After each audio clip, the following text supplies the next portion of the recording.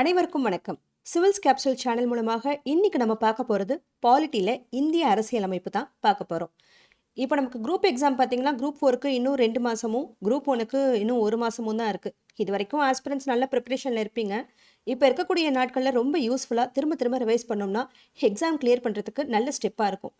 இப்போ தான் இந்த சேனல் நம்ம ஸ்டார்ட் பண்ணியிருக்கோம். இன்னிலேருந்து எக்ஸாம் வரக்கூடிய நாள் வரைக்கும் எந்த அளவுக்கு டாபிக்ஸை ஈஸியாக கவர் பண்ண முடியுமோ அந்த அளவுக்கு பண்ணிடலாம். பிகாஸ் நான் நடத்த போகிறது எல்லாமே கான்செப்டை அண்டர்ஸ்டாண்ட் பண்ணிக்கிறதுக்காக கதை மாதிரி தான் பார்க்க போகிறோம். அதே போல் ஸ்கூல் புக்கில் இருக்கக்கூடிய கண்டென்ட்டை கிளியராக டீகோட் பண்ண போகிறோம். ஸோ கோஆப்ரேட் பண்ணுங்கள். ஏன்னா சில பேர் ஆல்ரெடி ப்ரிப்பேர் பண்ணிவிட்டு வரக்கூடிய நாட்களை ரிவிஷனுக்காக வச்சுருப்பாங்க. இன்னும் சில பேர் இப்போ தான் ஸ்டார்ட் பண்ணி கொஞ்ச நாள் இருக்கும். அது மட்டும் இல்லாமல் நிறைய ஹோம் மேக்கர்ஸ்லாம் கூட எக்ஸாம் ட்ரை பண்ணுறீங்க. உங்கள் டைமை உங்கள் வேலைக்கு நடுவில் நார்மலாக ஸ்டடீஸ்க்கு நிறைய நேரம் ஒதுக்க முடியாது. அதனால் உங்களோட ஹவுஸ் ஹோல்ட் ஒர்க்கிங் டைமில் இதை வந்துட்டு ஆடியோவாக கேட்டுகிட்டே நீங்கள் ஒர்க் பண்ணலாம். எப்படி சாங் கேட்டுகிட்டே ஒர்க் பண்ணுறோம் இல்லையா, அதே போல் கிளாஸ் ஆடியோவாக கேட்டுகிட்டே ஒர்க் பண்ணால் மைண்டில் கான்செப்ட் அப்படியே நின்றோம். ஃப்ரீ டைமில் கூட நீங்கள் நோட்ஸ் எடுத்துக்கலாம்.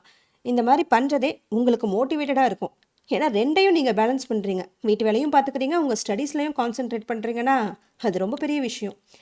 ஏன்னா நம்ம தேவை என்ன, நமக்கு கவர்மெண்ட் ஜாப் வேணும். அந்த கவர்மெண்ட் ஜாப் வேணும்னு நினைக்கிறதுக்கே ஒரு காரணம் இருக்குது இல்லையா. நமக்கு இருக்கிறது ஒரே ஒரு எக்ஸாம். அந்த ஒரு எக்ஸாம் நம்ம வாழ்க்கையே மாற்றக்கூடிய எக்ஸாம். தோல்வி வரலாம், ஒத்துக்கிறேன். ஆனால் தோல்விக்கு பயந்துட்டு நம்ம நின்றுட்டா அது வெற்றியை நம்ம கைவிட்டதுக்கு சமம் இல்லையா. நீங்கள் எழுந்து படிக்கிற ஒவ்வொரு நாளும் ஒரு சாதாரண நாள் இல்லை. நீங்கள் இன்னொரு 1,00,000 பேருக்கு மேலே நிற்கிறீங்க. நீங்கள் விடாமல் பண்ணுற ஒவ்வொரு மாடல் ரிவிஷனில் டெஸ்ட்டில் உங்கள் வெற்றி இன்னொரு அடிக்கல் போடுது.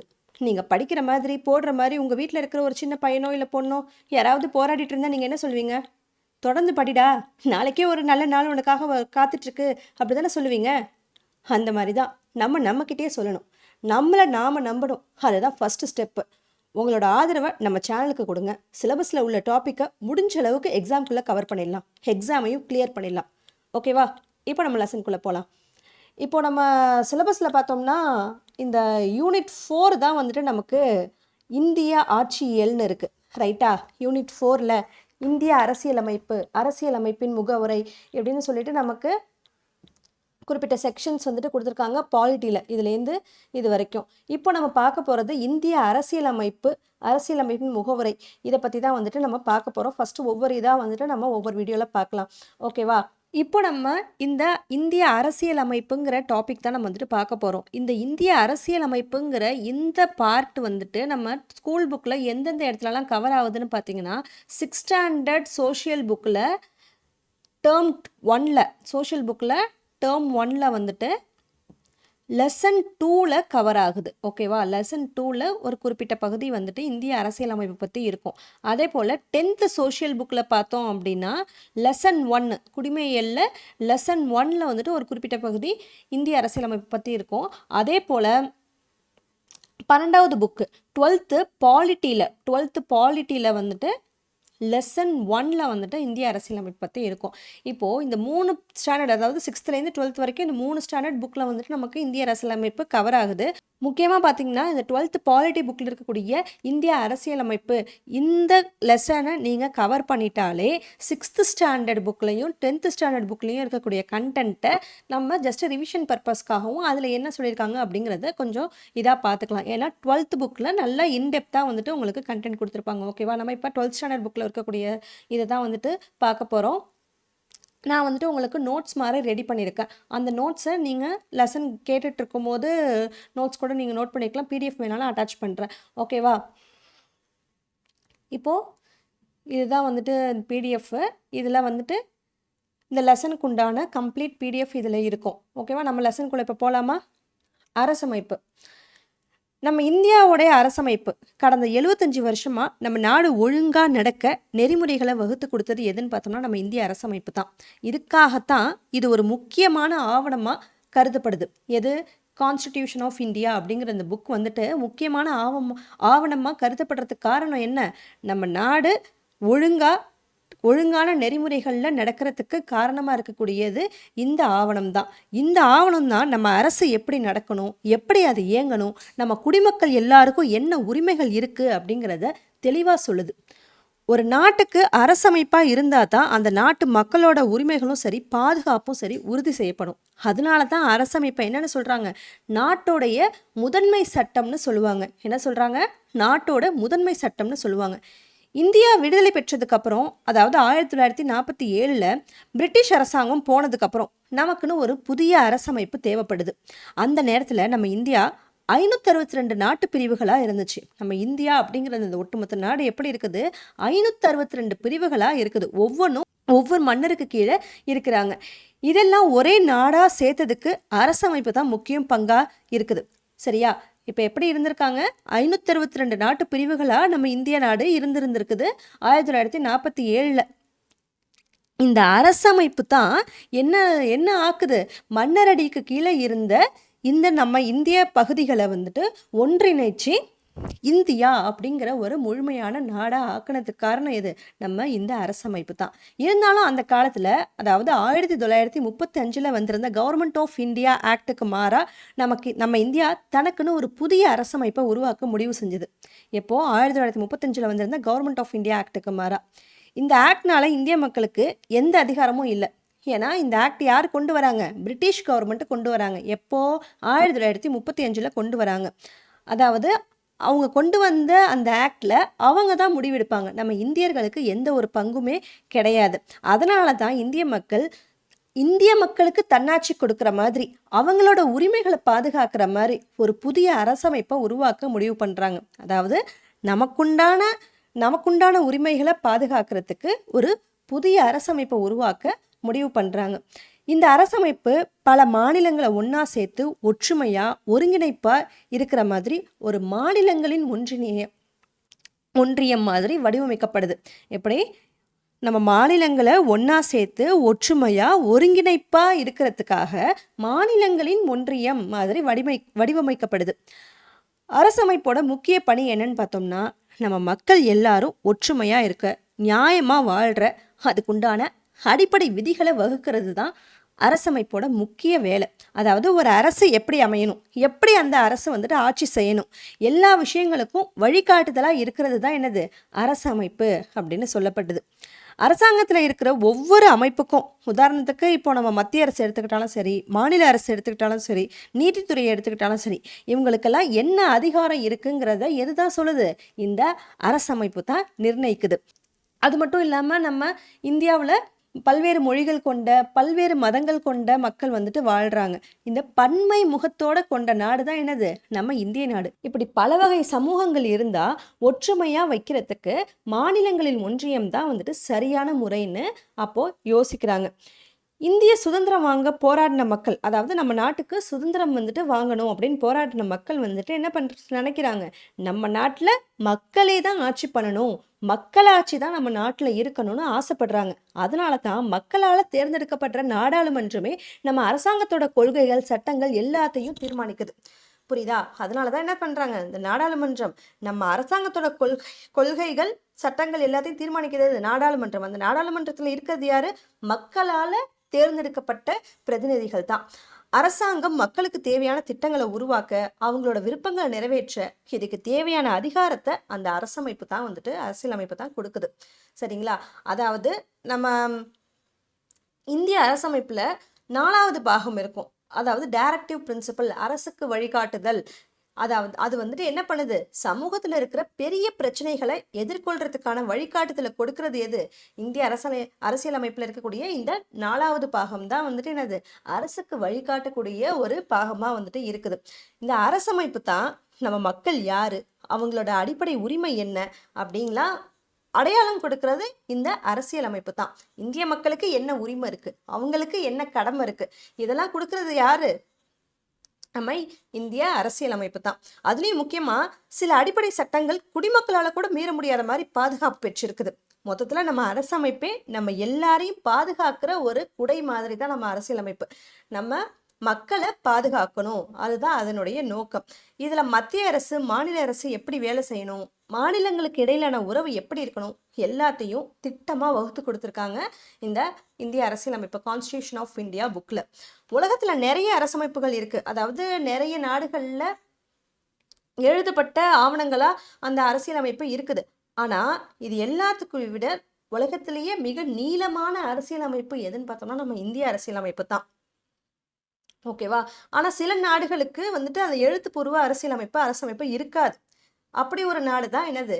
இங்கிலாந்து. இங்கிலாந்து நாட்டில் எழுத்துப்பூர்வமான அரசமைப்பு கிடையாது.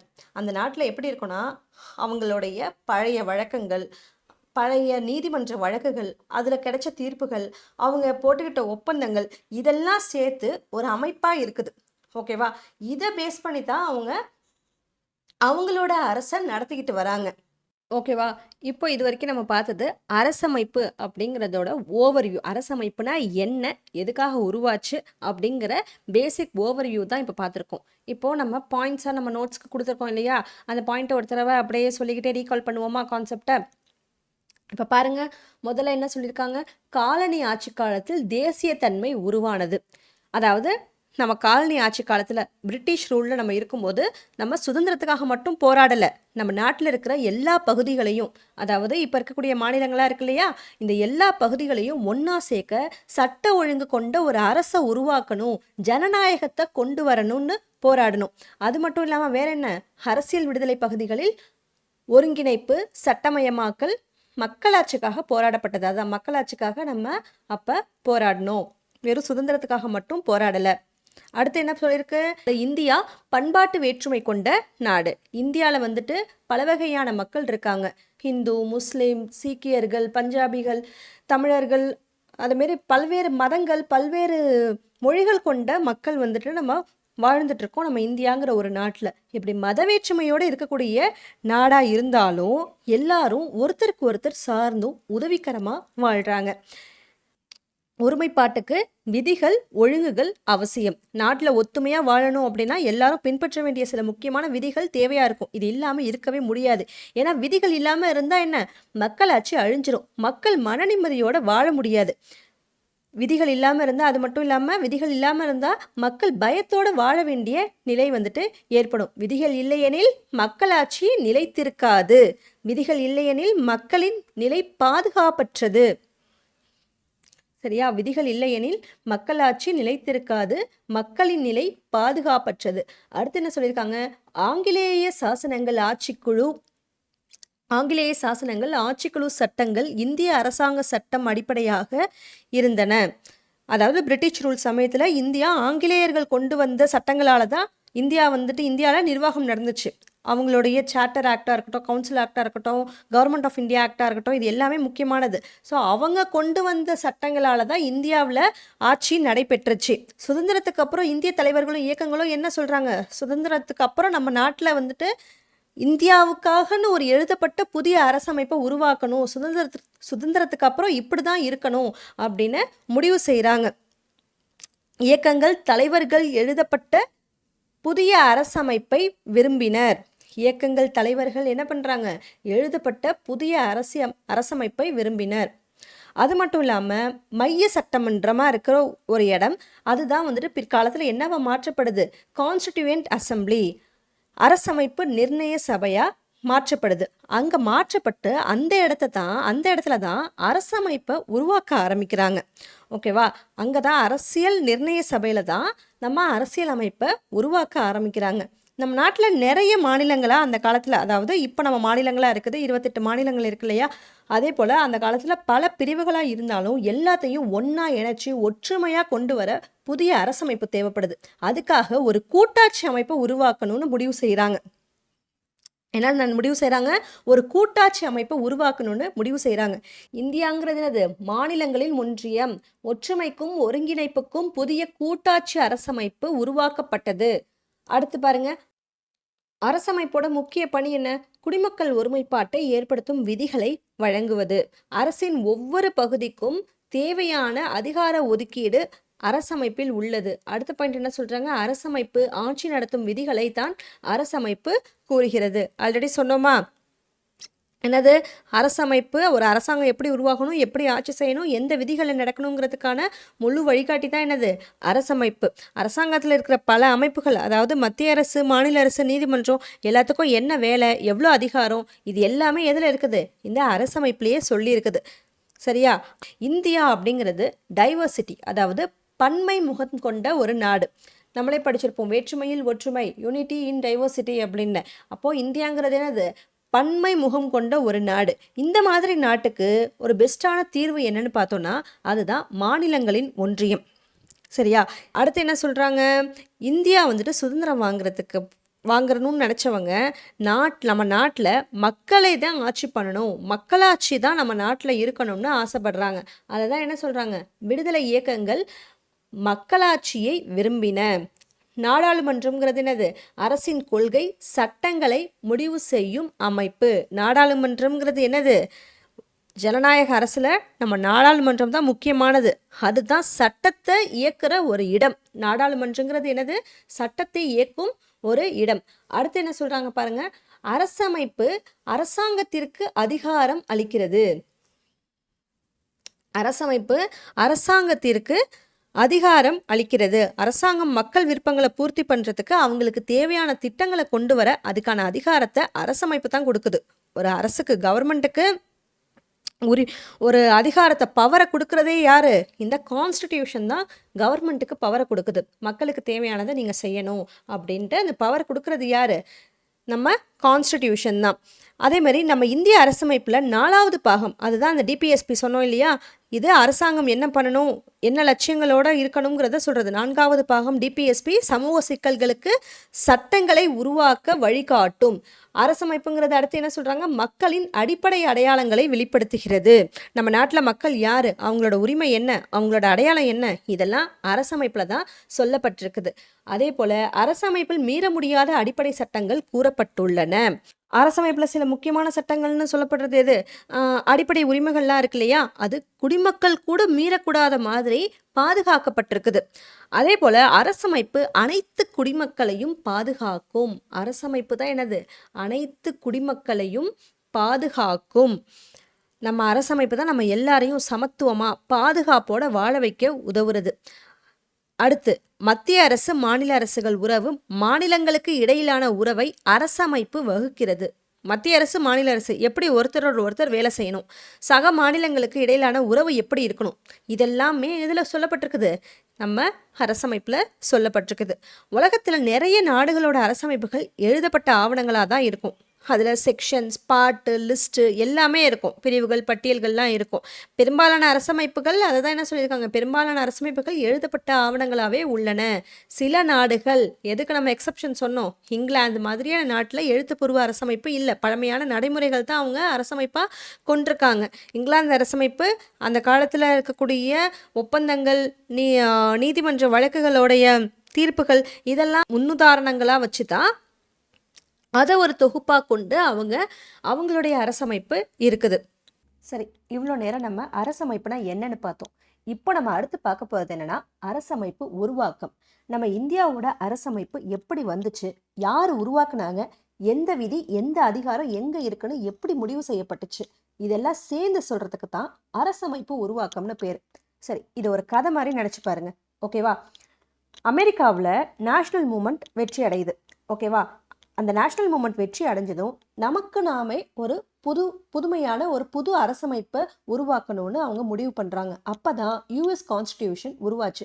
அதே மாதிரி நம்ம இந்தியாவும் பிரிட்டிஷ்லேருந்து விடுதலை பெற்றதுக்கப்புறம் மக்கள் பிரதிநிதிகள் இருக்கிற ஒரு பெரிய அரசியல் நிர்ணய சபை உருவாக்குறாங்க. அதுதான் வந்துட்டு கான்ஸ்டிடியூயன்ட் அசம்பிளி. அந்த கான்ஸ்டிடியூயன்ட் அசம்பிளியில் தான் நம்ம அரசமைப்பை சட்டப்பூர்வமாக எழுதுகிறாங்க. அது ஒரு தனிப்பட்ட விஷயம் கிடையாது. பிரிட்டிஷ்லேருந்து விடுதலை அடைகிற அந்த நேரத்தில் நாட்டில் இருந்த பெரும்பான்மையான மக்கள் குழுக்கள், அதாவது கேஸ்ட்டு, மதம், பிராந்தியம், இதெல்லாம் அவங்கள எல்லாரையும் வச்சு எல்லாருக்கும் ஒத்து வர மாதிரி ஒரு அரசமைப்பை எழுதுறாங்க. இதை வேற சில நாடுகள் மாதிரி பொது வாக்கெடுப்பில் போட்டாங்களான்னு கேட்டால் கிடையாது. நம்ம இந்தியாவில் ஒரு அரசமைப்பு குறிப்பு கூட இது வரைக்கும் பொது வாக்கெடுப்பில் வைக்கல. அதாவது பொது வாக்கெடுப்புனா மக்கள் வந்துட்டு நேரடியாக இந்த சட்டம் அமல்படுத்துறதுக்கு அவங்க ஒப்புதல் தருது, மக்கள் ஒப்புதல் தருது. அந்த மாதிரி இது வரைக்கும் இந்தியாவில் நடந்ததே கிடையாது. உதாரணத்துக்கு சுவிட்சர்லாந்துலாம் பார்த்தோன்னா பொது வாக்கெடுப்பு தான் அங்கே ரொம்ப முக்கியமான ஒன்றா இருக்குது. ஒரு சட்டம் நிறைவேற்றணும்னா அதுக்கு மக்கள் தான் வந்துட்டு வாக்கெடுப்பு, மக்களுடைய வாக்கெடுப்பு மூலயமா தான் வந்துட்டு மக்கள் எந்த அளவுக்கு அந்த சட்டத்துக்கு வரவேற்பு கொடுக்குறாங்கன்னு பார்த்துட்டு தான் அதை வந்துட்டு சட்டத்தை அமல்படுத்துவாங்க. ஆனால் நம்ம அரசமைப்பை எடுத்துக்கிட்டோம்னா மக்கள் ஓட் பண்ணி சட்டத்தை இயற்றுற முறை வந்துட்டு நம்ம நாட்டில் நடக்கலை. பிரதிநிதிகள் தான், மக்கள் முடிவு பண்ண பிரதிநிதிகள் தான் சட்டம் இயற்றுறதுக்கு முடிவு பண்ணுவாங்க. சரியா? ஸோ இதுதான் வந்துட்டு பொது வாக்கெடுப்பு அப்படிங்கிறது. ஒரு நல்ல அரசமைப்பு அப்படின்னா என்ன? அரசமைப்போட அம்சங்கள் இதுதான் வந்துட்டு அரசமைப்போட அம்சங்கள்ங்கிறது சொல்றது என்ன? ஒரு நல்ல அரசமைப்பு இருக்கணும். ஒரு நல்ல அரசமைப்புன்னு எதை சொல்றாங்க? ஒரு நாட்டில் பலவிதமான மதங்கள், பலவிதமான மொழிகள் பேசக்கூடிய மக்கள் இருப்பாங்க. எல்லா சமூகங்களுடைய எதிர்பார்ப்பையும் கவனிக்கணும் அந்த அரசுங்கிறது. எந்த மதத்துக்கோ இல்லை எந்த சாதிக்கோ, ஒரு குறிப்பிட்ட மதத்துக்கோ இல்லை குறிப்பிட்ட சாதிக்கோ வந்துட்டு பார்ஷாலிட்டிலாம் பார்க்கக்கூடாது. எல்லாருமே ஒன்று தான். எந்த மதத்தில் இருக்கிறவங்களா இருந்தாலும் சரி, எந்த மொழி பேசக்கூடியவங்களா இருந்தாலும் சரி, எல்லாருமே ஒன்று தான் அப்படின்னு பார்க்கக்கூடியதாக தான் இருக்கணும் அரசுங்கிறது. அதனால தான் நம்ம அரசமைப்போட அடிப்படை சட்ட விதிகள் சுதந்திரம், சமத்துவம், சகோதரத்துவம் இதை வந்துட்டு பெருமையாக பாதுகாக்கிற மாதிரி இருக்கணும்னு நினச்சாங்க. அதுக்கப்புறம் பார்த்தோம்னா மதசார்பின்மை. நம்ம இந்திய அரசமைப்பில் 1976 தான் வந்துட்டு ஒரு முக்கியமான சட்ட திருத்தம் ஏற்படுது. அதுதான் 42வது சட்ட திருத்தம்னு சொல்லுவாங்க. எப்போ 42nd அமெண்ட்மெண்ட் ஆக்ட் எப்போ நடக்குது? 1976. இது ஒரு முக்கியமான ஒரு நோட் பாயிண்ட்டு. இதை வந்துட்டு எக்ஸாம்லேயே பல தடவை கேட்டிருக்காங்க. 42வது சட்ட திருத்தம் எந்த ஆண்டு நிறைவேற்றப்பட்டது அப்படிங்கிறது கேட்டிருக்காங்க. இது என்ன சட்ட திருத்தம்னு பார்த்தோம்னா, அப்போது எமர்ஜென்சி காலம். இந்திரா காந்தி தான் அப்போ பிரதமராக இருக்காங்க. அவங்க என்ன சொல்கிறாங்க? இந்த நாட்டில் எல்லா மதத்தையுமே சமமாக கையாளணும். அரசாங்கம் ஒரு மதத்துக்கு மட்டும் சாயக்கூடாது. எல்லா மதத்தையும் சமமாக பார்க்கணும். அப்போதான் இறையாண்மை கொண்ட குடியரசு அப்படின்னு இருந்த நம்மளுடைய முகவுரையில் இறையாண்மை, சமதர்மம், மதசார்பற்ற மக்களாட்சி குடியரசுன்னு மாத்துறாங்க நம்மளுடைய முகவுரையில். இது வரைக்கும் நம்ம முகவுரை ஒரே ஒரு முறை தான் மாற்றப்பட்டிருக்கு. சரிங்களா? சட்ட திருத்தம் ஏற்பட்டிருக்குது. அதை வந்துட்டு நம்ம முகவுரை பற்றி பார்க்கும்போது டீட்டெயில்டாக சொல்கிறேன். ஓகேவா? என்ன சொல்கிறாங்க? அரசாங்கம் ஒரு மதத்துக்கு சாயக்கூடாது. அப்போதான் என்ன சொல்கிறாங்க? இறையாண்மை கொண்ட குடியரசுன்னு இருந்த நம்மளுடைய முகவுரையில் எப்படி மாத்துறாங்க? இறையாண்மை, சமதர்மம், மதசார்பற்ற மக்களாட்சி குடியரசுன்னு மாத்துறாங்க. அதுதான் இன்னைக்கு வரைக்கும் நம்ம கிட்ட நிலவி இருக்கிற செக்குலரிசத்தோட அடையாளம். ஓகேவா? அதே போல நம்ம அரசமைப்புல அதிகாரங்கள்லாம் எப்படி இருக்கு அப்படின்னு பார்த்தோம்னா, ஒருத்தர்கிட்டயே எல்லா பவரையும் கொடுத்துட முடியுமா? ஒரு ஒரு சிங்கிள் நபர்கிட்ட மட்டும் மொத்த பவரையும் கொடுத்துட முடியுமா? அப்படி கொடுத்துட்டா அது மன்னராட்சி ஆகிடும், டிக்டேட்டர்ஷிப் ஆகிடும். அதனால தான் நம்ம அரசமைப்பில் சட்டமன்றம், நிர்வாகம், நீதித்துறை இவங்க எல்லாத்துக்கும் தனித்தனியாக பேலன்ஸ்டாக பவர் கொடுக்குறாங்க. யார் யாருக்கு? சட்டமன்றம், நிர்வாகம், நீதித்துறை இவங்க 3 பேருக்கும் தனித்தனியாக பேலன்ஸ்டாக பவரை வந்துட்டு ஷேர் பண்ணி கொடுக்குறாங்க. இதை தான் என்ன சொல்கிறாங்க? அதிகார பிரிவுன்னு சொல்கிறாங்க. அப்போ நம்ம அரசமைப்பு வந்துட்டு ரொம்ப கடுமையானதா இல்லை வந்துட்டு ரொம்ப தளர்வானதான்னு கேட்டால் இல்லை. நம்ம அரசமைப்பு வந்துட்டு ஒரு மேஜிக் காம்போ மாதிரி. கட்டுப்பாடும் இருக்குது, அதே சமயத்தில் சில தளர்வுகளும் இருக்குது. அதாவது சில அடிப்படை அம்சங்களை டச் பண்ணவே கூடாது. அது யாராக இருந்தாலும் சரி, அதுதான் அதோட ரூல்னா அதுதான். அதை யாருமே டச் பண்ணக்கூடாது. ஆனால் காலத்துக்கு ஏற்ற மாதிரி சில துறைகளில் மாற்றம் வேண்டியிருக்கும் இல்லையா? அதுக்கு நம்ம திருத்தங்களை ஏற்படுத்திக்கலாம். இந்த மாதிரி நுட்பமாக அமைஞ்சதுனால தான் எமர்ஜென்சியும் வந்தது, எக்கனாமிக் ரிஃபார்ம்ஸும் நம்ம நாட்டில் வந்துட்டு வந்தது. ஆனால் நம்ம அரசமைப்பு மட்டும் எந்த நேரத்துலையுமே எப்படி தான் இருந்தது? ஸ்டெபிலிட்டியாக, நிலைத்த தன்மையோடு தான் இருக்குது.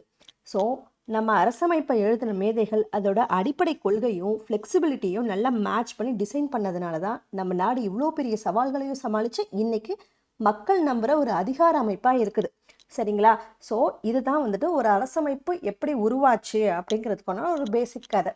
இப்போ நம்ம நோட்ஸ் பாயிண்ட் படி புக்கில் உங்களுடைய பள்ளி புத்தகத்தில் இருக்கக்கூடிய கான்செப்ட் படி நம்ம வந்துட்டு பார்ப்போமா? இப்போ பாருங்கள், அரசமைப்பின் உருவாக்கம். மொதல் பாயிண்ட் என்ன சொல்லியிருக்காங்க? அரசமைப்பின் உருவாக்கங்கிறது எப்படி வந்தது, யார் உருவாக்கினார்கள், அதிகார அமைப்புகள். ஆல்ரெடி சொன்னோமா, ஒரு நாட்டோட அரசமைப்பு எப்படி வந்துச்சு, யார் செஞ்சாங்க, அதில் யாருக்கு என்ன பவர் இருக்குது, இது எல்லாத்தையும் சொல்கிறதுக்கு தான் அரசமைப்பின் உருவாக்கம்னு பேர் வச்சுருக்காங்க. உதாரணமாக நம்ம அமெரிக்க அரசமைப்பு எப்படி இருக்குது?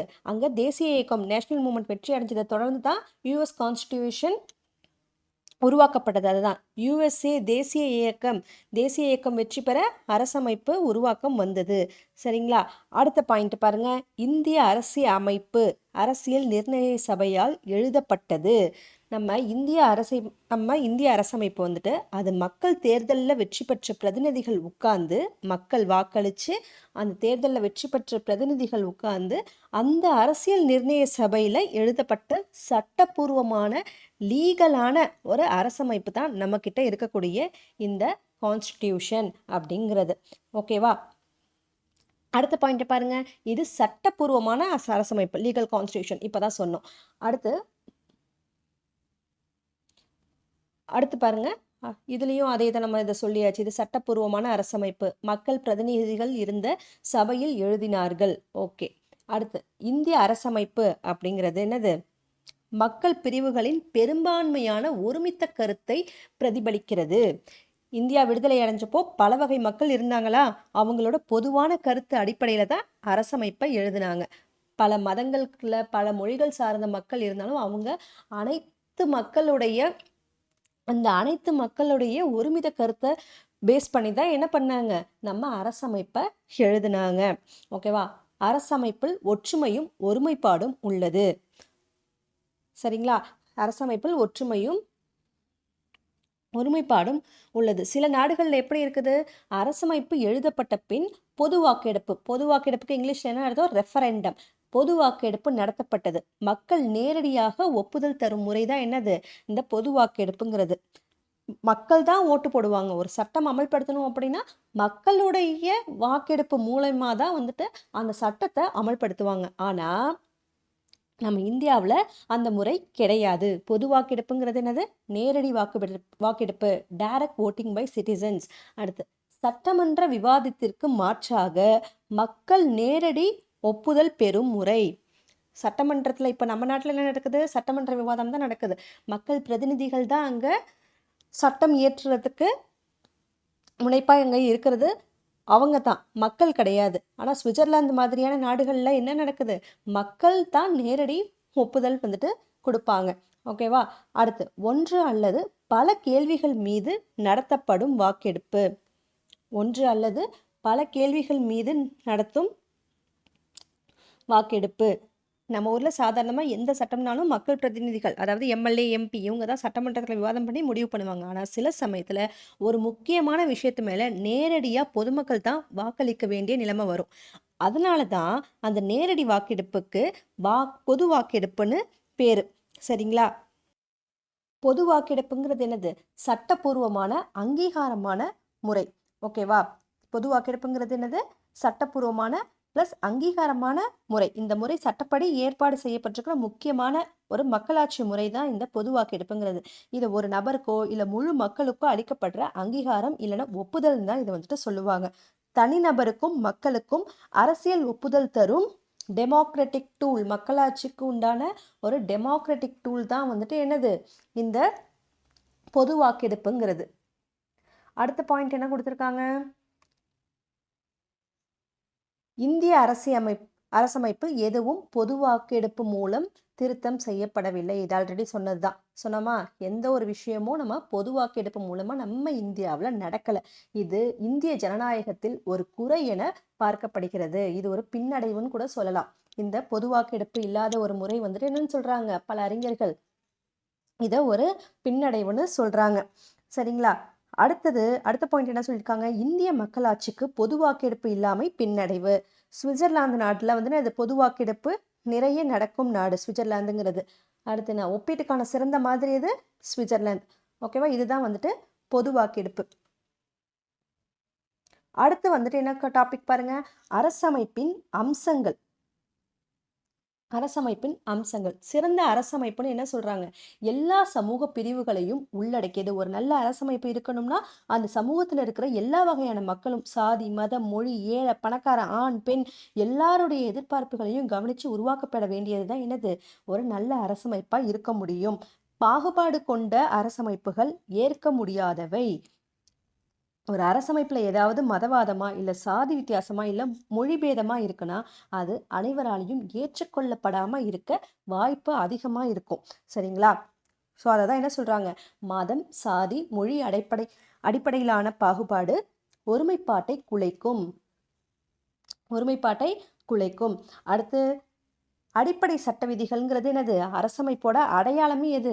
அடிப்படை சட்ட விதிகள் தான். ஒரு அரசமைப்புல உள்ள முக்கியமான சட்ட விதிகள் தான் அந்த அரசமைப்போட உண்மையான தன்மை என்னன்னு வெளிக்காட்டும்.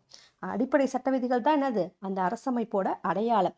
அதே போல அரசமைப்பின் தன்மை வெளிப்படும் முக்கிய பங்கு அப்படின்னு சொல்றாங்க. நெக்ஸ்ட் என்ன பாருங்க? வெற்றிகரமான அரசமைப்பு அப்படிங்கிறது எப்படி இருக்கணும்? சுதந்திரம் பிளஸ் சமத்துவம் பாதுகாக்கும் அரசமைப்பு. ஒரு அரசமைப்பு வெற்றிகரமா இருக்கணும்னா அந்த நாட்டில் இருக்கிற எல்லா குடிமக்களுக்கும் சமத்துவமும் சுதந்திரமும் நிச்சயமா கொடுக்கணும். அது இல்லாம அரசமைப்பு யாருக்குமே பிடிக்காது. இது வந்துட்டு ஒரு நல்ல அரசமைப்பா யாருக்கும் தோணாது. ஒரு மக்களுக்கு சுதந்திரமும் சமத்துவமும் இல்லைன்னா. சரிங்களா? எல்லா குடிமக்களுக்கும் என்னது? உரிமை உண்டு. அடுத்த டாபிக் என்ன? இந்தியாவில் மதசார்பின்மை. இந்த மதசார்பின்மை அப்படிங்கிறத எப்போ வந்துட்டு தான் இது பண்ணுறாங்க? அமெண்ட்மெண்ட் எப்போ நடக்குது? சட்ட திருத்தம் 1976ல் 42வது சட்ட திருத்தத்தில் இந்திய அரசமைப்போட முன்னுரையில், அதாவது முகவுரையில் இருந்த அந்த இறையாண்மை கொண்ட குடியரசுன்னு இருந்த அந்த வாசகத்தை மாற்றி அதில் சமதர்மம், சோஷியாலிஸ்ட், சமதர்மம்ங்கிறது என்னது? சோஷியாலிஸ்ட், மதசார்பற்ற, செக்யூலர் என்ற வார்த்தையை வந்துட்டு சேர்க்குறாங்க. அதாவது நாடு மத நம்பிக்கையில பாகுபாடு பண்ணாம இருக்கணும், எல்லா மதத்துக்கும் சமமான இடம் இருக்கணுங்கிறது தான் மத சார்பற்றதுன்னு சொல்றாங்க. சரிங்களா? பிரியம்பிள்ல என்ன சேர்க்கிறாங்க? புதிய சொற்கள் என்ன? சமதர்மம், மத சார்பற்றதுங்கிற இந்த வார்த்தைகளை இன்க்ளூட் பண்றாங்க. மதசார்பற்ற நாடுங்கிறது என்னது? எல்லா மதத்தையும் சமமாக கொண்ட நாடு. அடுத்து என்ன சொல்றாங்க? நாட்டின் ஒற்றுமைங்கிறது என்னது? நாட்டின் ஒற்றுமைங்கிற வார்த்தை என்னவா மாற்றப்படுது? நாட்டின் ஒற்றுமை மற்றும் ஒருமைப்பாடு. அதே அந்த 42வது திருத்தத்துல நாட்டின் ஒற்றுமைன்னு இருந்த முகவரியில் இருந்த அந்த சொல்ல என்னன்னு மாத்துறாங்க? நாட்டின் ஒற்றுமை மற்றும் ஒருமைப்பாடுன்னு மாத்துறாங்க. இந்த திருத்தம் வந்தது இந்தியா முழுக்க எமர்ஜென்சி பீரியட் வந்தது இல்லையா? அவசர நிலை. அப்போதான் வந்துட்டு இதை முன்னாள் பிரதமர் இந்திரா காந்தி அவர்கள் கொண்டு வராங்க. இந்த திருத்தம் அவசர நிலையில் 1976ல் கொண்டு வரப்பட்டது. சரிங்களா?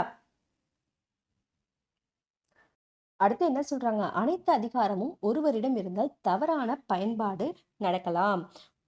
ஒரு ஆள்கிட்டயோ இல்ல ஒரே ஒரு நிறுவனத்துக்கிட்டயோ எல்லா அதிகாரங்களும் அவங்க கிட்ட மட்டும் இருந்ததுன்னா அவங்க அந்த அதிகாரங்களை தவறா உபயோகிக்க ஆரம்பிக்க வாய்ப்பு அதிகம். அவங்க தவறா உபயோகிக்க ஆரம்பிப்பாங்க. அதனாலதான் என்ன வந்து பண்றாங்க? ஒருத்தவங்க கிட்டயே எல்லா பவரும் இருக்கக்கூடாது அப்படின்னு அரசமைப்புல சொல்லியிருக்காங்க. அதாவது நல்ல திட்டமிடப்பட்ட அரசமைப்புல பவரை ஒருத்தவங்க கிட்டயே கொடுக்கக்கூடாது. எல்லா அதிகாரங்களும் பங்கிட்டு ஈக்குவலா டிவைட் பண்ணி இருக்கணும். அதுதான் வந்துட்டு என்னது? டிக்டேட்டர்ஷிப்புக்கு எதிரானதா இருக்கும். ஒருத்தவங்க கிட்டே எல்லா பவரும் போயிடுச்சு அப்படின்னா அது டிக்டேட்டர்ஷிப்பா ஆயிடும், அரசாட்சி முறையா மாறிடும். அதனால அதிகாரங்களை பகிர்ந்து கொடுக்கணும். அதுதான் என்ன சொல்றாங்க? அதிகார பகிர்வுன்னு சொல்றாங்க. Power sharing, separation of powers. அதாவது பவர்ஸை, அதிகாரங்களை பங்கிடுறது. ஒவ்வொரு அமைப்புக்கும் தனித்தனி பண்பு. சமநிலையா அவங்களுக்கு அதிகாரங்களை பகிர்ந்து கொடுக்கணும். இப்போ இந்தியா என்ன பண்ணுது? இந்த 3 முக்கிய அதிகாரங்களை 3 தனி அமைப்புகளுக்கு கொடுத்துருக்குது. என்னென்ன அமைப்புகளுக்கு?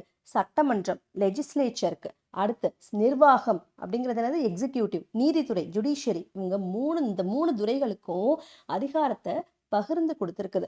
சட்டமன்றம் என்ன பண்ணுது? சட்டத்தை உருவாக்குறது தான் அவங்களுடைய வேலை. நிர்வாகம் அந்த சட்டத்தை செயல்படுத்துறது. அதுவே ஜுடிஷியரிங்கிறது என்னது? அதை பரிசீலிக்கணும், சட்ட நடைமுறையை பரிசீலிக்கணும். சட்டம் ஒழுங்கா நாட்டில் நடந்துட்டு இருக்குதா அப்படிங்கிறத பரிசீலிக்கிறது தான் என்னது? நீதித்துறையுடைய வேலை. அடுத்து என்ன பாயிண்ட் சொல்றாங்க பாருங்க? இந்திய அரசமைப்பு அதிக இறுக்கமானதும் இல்லை, அதிக நெகிழ்வுத்தன்மையும் இல்லை. நம்ம இந்திய அரசமைப்பு ரொம்ப ரிஜிடான ஒரு அரசமைப்பு கிடையாது, மாற்ற முடியாத மாதிரியும் கிடையாது. அதே நேரத்தில் எதுவும் எளிமையா மாத்திக்கலாம், சுலபமா இருக்கும் அப்படிங்கிற மாதிரியும் கிடையாது. ஸோ நம்ம அரசமைப்பு எப்படி இருக்குது? ஒரு பேலன்ஸ்டு ஸ்டேட்டில் இருக்குது. எதுவும் இல்லாமலாம் இருந்தால் அது நாட்டுக்கு அபாயம். ஓகேவா? ரொம்ப தடையாக இருந்தது, அதாவது மாற்றம் செய்ய முடியாத இருந்துச்சுன்னா அதுவும் கஷ்டம். ஸோ இதுதான் மைய நிலை அரசமைப்பு, பேலன்ஸ்டு கான்ஸ்டியூஷன்னு சொல்கிறாங்க. சரிங்களா?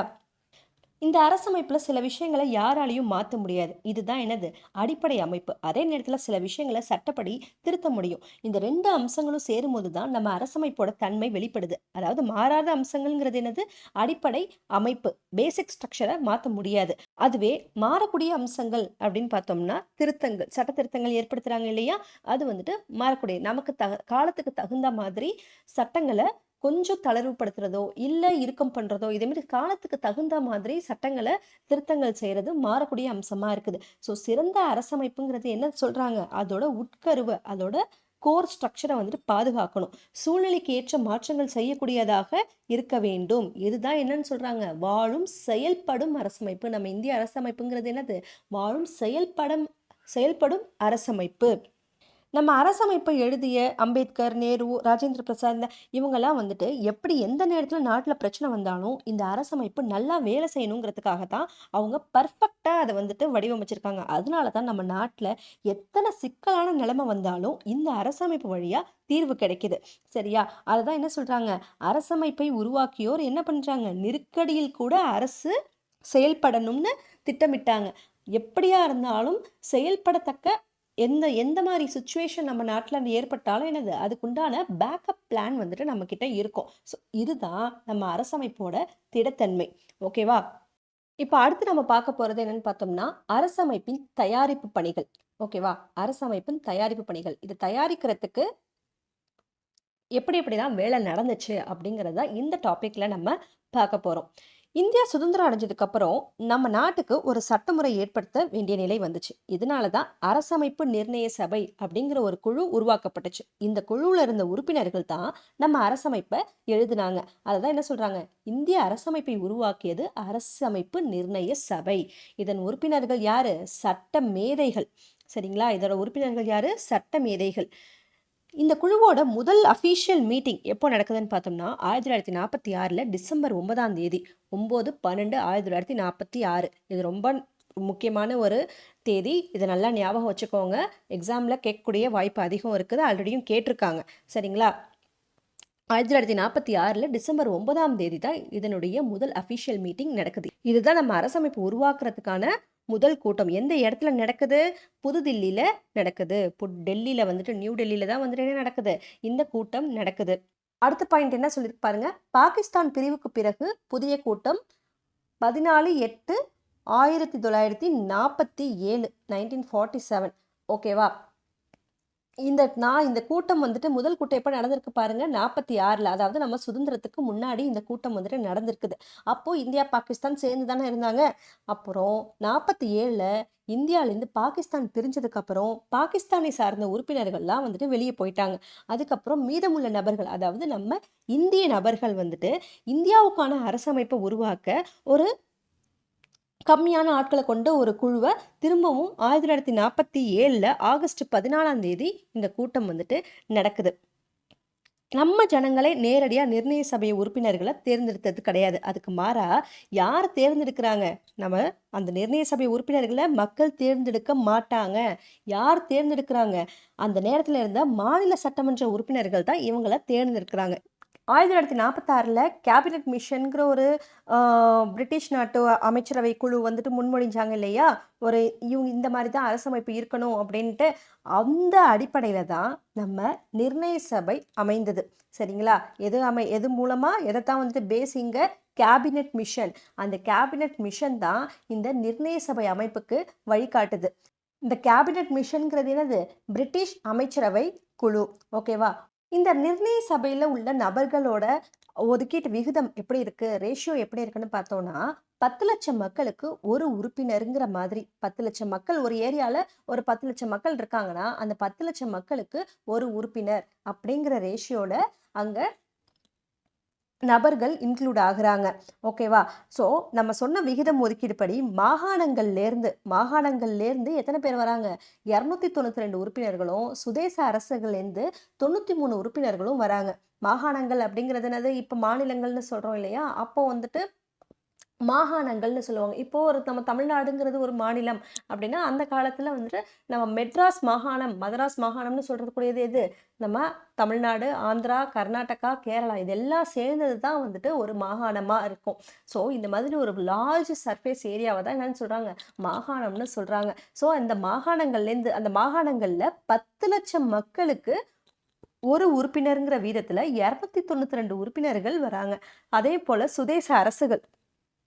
ஸோ அந்த அரசுகள்லேருந்து 93 உறுப்பினர்கள் வராங்க. எப்படி வந்துட்டு இடஒதுக்கீடு பண்றாங்கன்னா, ஒவ்வொரு சமுதாயத்துக்கும் அவங்களுடைய மக்கள் தொகை விகிதத்துக்கு ஏற்ப இப்போ இந்து இந்து மக்கள் அப்படின்னாக்கா, அவங்களுடைய பாப்புலேஷன் எவ்வளவோ அதுக்கு தகுந்த மாதிரியான உறுப்பினர்கள தேர்ந்தெடுப்பாங்க.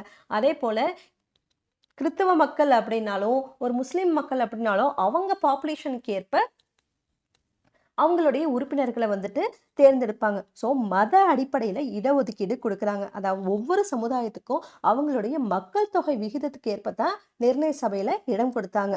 ஸோ அததான் வந்துட்டு என்ன சொல்றாங்க? மத அடிப்படையில் இடஒதுக்கீடு. சமுதாயங்கள் என்னென்ன சமுதாயங்கள் வந்துட்டு முக்கியமானதாக இருக்குது? இந்து, முஸ்லிம், சீக்கியர்கள். தேர்தல் முறை என்னென்ன நடக்குது? ஒற்றை மாற்று வாக்குமுறை. ஒற்றை மாற்று வாக்குமுறை அப்படிங்கிறது என்னது? சிங்கிள் டிரான்ஸ்ஃபரபிள் ஓட்டுன்னு சொல்லுவாங்க. அதாவது யாருக்கு ப்ரையாரிட்டி அதிகமா இருக்குதோ அவங்கள எலெக்ட் பண்ணுவாங்க. இப்போ ஒருத்தவங்க வந்துட்டு இப்போ ஒரு 5 பேர் நிக்கிறாங்க, எலெக்ஷன்ல 5 பேர் நிக்கிறாங்க அப்படின்னா, ஒருத்தவங்களுக்கு மட்டும் ஓட் பண்ணணும் அப்படின்னு கிடையாது. ஸோ நமக்கு 5 பேர்ல வந்துட்டு யார் வந்துட்டு பெட்டரா நல்லா பண்ணுவாங்க, நல்லா வந்துட்டு ஒரு நல்ல ஆளு, இவங்கள வந்துட்டு நம்ம முன்னிலைப்படுத்தினோம்னா மக்களுக்கு செய்வாங்க அப்படின்னு நம்ம நினைக்கிறோமோ, அவங்களுக்கு ஃபர்ஸ்ட் ப்ரையாரிட்டி. சரி அவங்களுக்கு அடுத்ததா இவங்களுக்கு நம்ம வந்துட்டு இவங்க கொஞ்சம் நல்லா பண்ணுவாங்க அப்படின்னு சொல்லிட்டு இவங்களுக்கு செகண்ட் ரேங்க். ஸோ இவங்கள விட இவங்க கொஞ்சம் இது அப்படின்னு சொல்லிட்டு தேர்ட் ரேங்க்னு சொல்லிட்டு 5 பேருக்கு வந்துட்டு ஒவ்வொரு ரேங்க் பேசிஸ்ல கொடுக்குறோம். ஸோ இதே மாதிரி ஒவ்வொரு மக்களும் அவங்களுக்கு பிடிச்ச மாதிரி வந்துட்டு ரேங்க் பேசிஸ்ல கொடுக்குறாங்க. அப்படி கொடுக்கும்போது ஓவராலா பார்ப்பாங்க. யாருக்கு அதிக வாக்குகள் இருக்குது? எந்த நபருக்கு அதிக வாக்குகள் இருக்குது? அவங்கள ஃபர்ஸ்ட்டு முன்னிலைப்படுத்துவாங்க. யார வந்துட்டு ஃபர்ஸ்ட் ப்ரையாரிட்டில குடுத்துருக்காங்க. நெறைய மக்கள் யார வந்துட்டு ப்ரிஃபர் பண்ணியிருக்காங்க அப்படிங்கிறத பார்த்து, அவங்கள வந்துட்டு எலெக்ட் பண்ணுவாங்க. ஸோ இதுதான் அது சிங்கிள் டிரான்ஸ்ஃபரபிள் வோட் அப்படிங்கிறது. ஓகேவா? ஸோ அதேபோல சுதேச அரசுகள். இது வந்துட்டு இந்த 292 உறுப்பினர்கள தேர்ந்தெடுத்த முறை தான் இது. இந்த முறை. சுதேச அரசுகள் என்ன பண்றாங்கன்னா, அவங்க பகுதியில எந்த உறுப்பினர்கள தேர்ந்தெடுக்கிறதுங்கிறத அவங்க மக்கள் தொகையை பூர்த்தி செய்யற முறைப்படி அவங்களே திட்டமிட்டுக்கிட்டாங்க. அந்த அரசுகளே திட்டமிட்டுக்கிட்டாங்க. சரிங்களா? ஸோ அதுதான் என்னது? சுதேச அரசுகள் தாங்களே உறுப்பினர்களை தேர்வு செய்தனர். அடுத்து விகிதப்படி தேர்ந்தெடுத்தனர். அடுத்து பாருங்க, அரசமைப்பை நிறைவேற்றிய நாள் என்னைக்கு? நவம்பர் 26, 1949. 1949, 26 நவம்பர்ல தான் வந்துட்டு என்னது? 284 உறுப்பினர்கள் கையொப்பமிட்டு இந்திய அரசமைப்பை ஃபைனலைஸ் பண்றாங்க. எத்தனை உறுப்பினர்கள் சைன் பண்றாங்க? 284 பேர். இதனுடைய முதல் கூட்டம் எப்ப நடக்குது? டிசம்பர் 9, 1946. ஆல்ரெடி பார்த்தோமா? டிசம்பர் 9, 1946. டைம் பார்த்தோம்னா காலையில 11 மணி. இதெல்லாம் முக்கியமான நோட்ஸ் பாயிண்டா எடுத்துக்கோங்க. நேரம் காலை 11 மணிக்கு. எந்த இடத்துல? இப்போ இந்த இடம் வந்துட்டு என்னது? புதுடெல்லி அரசமைப்பு அரங்கு. முதல் கூட்டத்துடைய கான்செப்ட் அவங்க எதை மையப்படுத்துறதுக்காக முதல் கூட்டம் அவங்க என்ன அன்னைக்கு நடந்தது அப்படின்னா, தற்காலிக தலைவரை தேர்ந்தெடுக்கிறாங்க. தற்காலிக தலைவர் அதுக்குண்டான தீர்மானம் கொண்டு வந்தவங்க யாரு? ஜே.பி. கிருபாலினி. தீர்மானம் கொண்டு வந்தவர் யாரு? ஜே.பி. கிருபாலினி. தற்காலிக தலைவர் யாரை செலக்ட் பண்றாங்க? டாக்டர் சச்சிதானந்த சின்ஹா. பாருங்க, முதல் கூட்ட பொருள் என்ன? தற்காலிக தலைவரை தேர்ந்தெடுக்கிறது. தீர்மானம் யாரு கொண்டு வராங்க? ஜே.பி. கிருபாலினி. யாரு தீர்மானம் கொண்டு வராங்க? ஜே.பி. கிருபாலினி. தற்காலிக தலைவர் யாரு? டாக்டர் சச்சிதானந்த சின்ஹா. அதே போல அரசமைப்புக்கு ஒப்புதல் கூட்டம். அரசமைப்புக்கு என்னைக்கு ஒப்புதல் வந்துட்டு கொடுக்குறாங்க? ஒப்புதல் கூட்டம் எப்ப நடக்குது? 24 ஜனவரி 1950. அப்போ தலைவர் யாரு? ராஜேந்திர பிரசாத். ஏன் வந்துட்டு தலைவர் மாறுறாங்க? சச்சிதானந்த சின்ஹா தேர்ந்தெடுத்த கொஞ்ச நாள்லயே அவர் இறந்துடுறாரு. அதுக்கப்புறம் நிரந்தர தலைவரா யாரை வந்துட்டு நியமிக்கிறாங்க? ராஜேந்திர பிரசாத்தை நியமிக்கிறாங்க. ஸோ 24 ஜனவரி 1950 தான் அரசமைப்புக்கு ஒப்புதல் கொடுக்குறாங்க. ஜனவரி 26ஆம் தேதி குடியரசு தினம் கொண்டாடப்படுது.